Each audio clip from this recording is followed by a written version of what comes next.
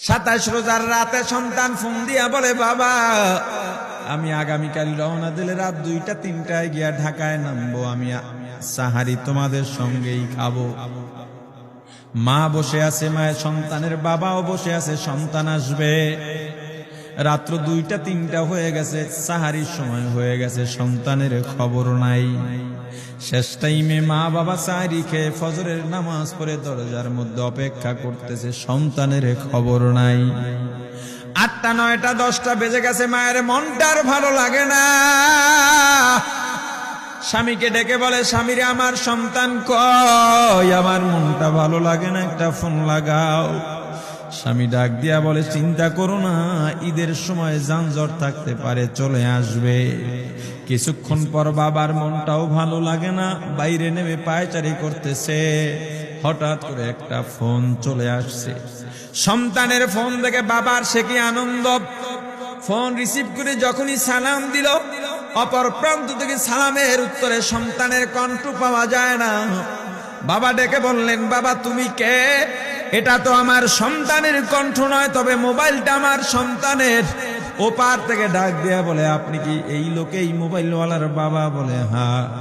আপনি এখনো বাড়িতে কি করেন? আপনার যেই সন্তান ঢাকা থেকে গাড়ি নিয়া 2500-এর দিকে রওনা দিয়েছিল, ওই গাড়িটা 2500 পৌঁছতে পারে নাই। পথিমধ্যে সংঘর্ষে রাস্তার মধ্যেই অনেকগুলো মানুষ মারা গেছে, অনেক যুবকও তার মধ্যে আছে। রাস্তার পাশে সাদা কাপড় দিয়া ঢাকা। দেখেন আপনার সন্তান এই লাশের মধ্যে আছে কিনা। মোবাইলটা আমি রাস্তার পাশে পড়ে পাইলাম। বাবা পাগলের মতো একটা দৌড় দিছে। মা মনে করছে সন্তান বুঝি কাছাকাছি চলে আসছে।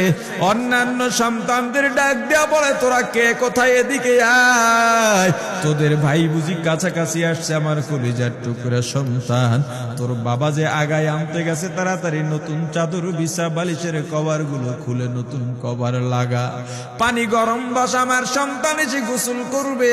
আহারে সবাই ফুলের মেলা, ফুলের তোড়া নিয়ে অপেক্ষা করতেছে। 4টা বছর কলিজার টুকরা বাড়িতে নাই, বিদেশ থেকে আসবে।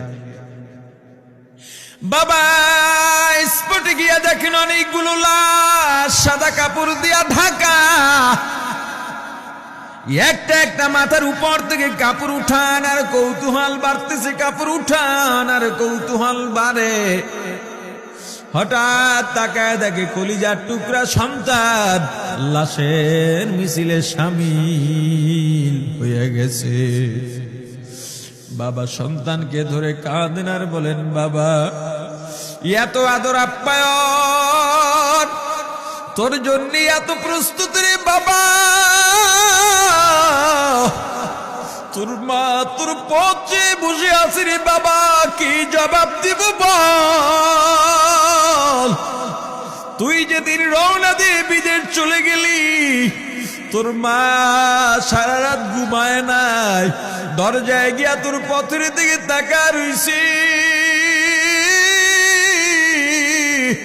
কত রাত আমি মা, আমি বাবা দেখলাম তোর মা গভীর রাতে বিছানায় নাই। খুঁজতে খুঁজতে দেখলাম দরজায় গিয়া তোর মা কাঁদে। কত রাত তোর মা তোর জন্যে নামাজ পড়তে পড়তে রাত্রটা নির্ঘুম কাটায় দিছে রে বাবা। কত রাত তোর মা তোর জন্যে দোয়া করতে করতে নির্ঘুম রাত্র কাটায় দিছে। এই 4 বছরে 8টা ঈদ, ঈদের সময় আমরা নতুন কাপড় কিনছি, নতুন কাপড় পরছি। তোর মায়ের জন্য আমি নতুন শাড়ি এনে খাটের উপরে রাখলাম। ঈদের নামাজ পড়ে এসে দেখি কাপড়টা খাটের উপরেই আছে। তোর মা প্রথম ঘরেও নাই, মাঝের ঘরেও নাই, পেছনের ঘরেও নাই। খুঁজতে খুঁজতে গিয়া দেখি তোর মা কিচেন রুমে আছে। ওই নাস্তা নাড়াইতেছে, দুধ নাড়তেছে, দুধ উতলাইয়া পুইরা যাইতেছে, খবর নাই। আমি তাকায় দেখলাম তোর মায়ের 2 চক্ষু দিয়া টপ টপ করে পানি পড়তেছে। ডাক দিয়া বললাম, ওরে বিবি, ঈদের দিনে তুমি কেন কাঁদো? তোমার জন্য শাড়ি আনলাম, সেটাও কেন পরলা না? তোর মা জবাব দিয়া বলছে, রে স্বামী গো, আপনারা যখন নামাজের জন্য রওনা দিয়া গেলেন, আমার অমুক সন্তান আপনার সঙ্গে যায় নামাজ দিয়া নতুন পোশাক পরে নামাজে রওনা দিয়েছে, কত সুন্দর লাগছে দেখতে। হঠাৎ করে তাকায় দেখলাম আমার কলিজের একটা মানিক আপনাদের সাথে নাই। আমার মনটা আর ভালো লাগে না। আমি ফোন দিলাম আমার মানিকের কাছে। ফোন রিসিভ করে বলে, মা নাস্তা বানাইছি, খাইছি, এখনো ছুটিতে আছি, আনন্দ করতেছি, ঘোরাফেরা করতেছি, কিন্তু আমি মায়ের মত। আমি বললাম, বাবা তুই আমাকে পেটে ধরিস নাই, আমি তোকে পেটে ধরছি। আমাকে খুশি রাখার জন্য কত কথাই না বললি। ঈদের টাকা পাঠাইলি, তোর টাকা দিয়া তোর বাবা জামা কিনছে, তোর ভাইরা জামা কাপড় কিনছে, তোর টাকা দিয়ে পরিশ্রমের টাকা দিয়ে আমার শাড়ি কিনছে, গহনা কিনছে, কিন্তু তোর পাশে আমি হাতুড়ের বাড়ির শব্দ কেন পাই? আমার সন্তান বলতে চায় না, পরে বলে, মাগো কাজ করতে আসছি, টাকা নিয়ে কাজ করি, ঈদের দিনেও আমাদের ছুটি দেয় না। ওরে স্বামী বলেন,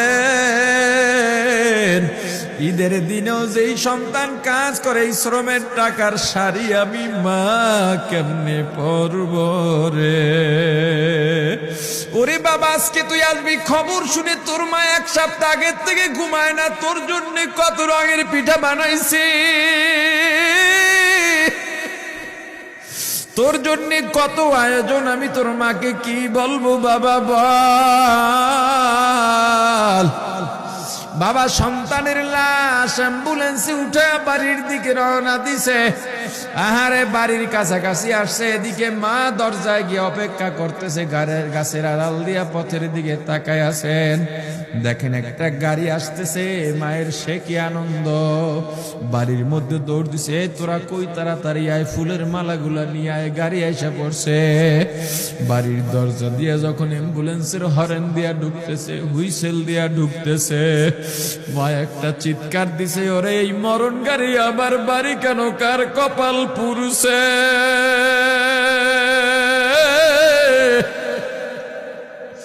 অ্যাম্বুলেন্সের দরজা খুলে তাকায় দেখি কলিজার টুকরা সন্তান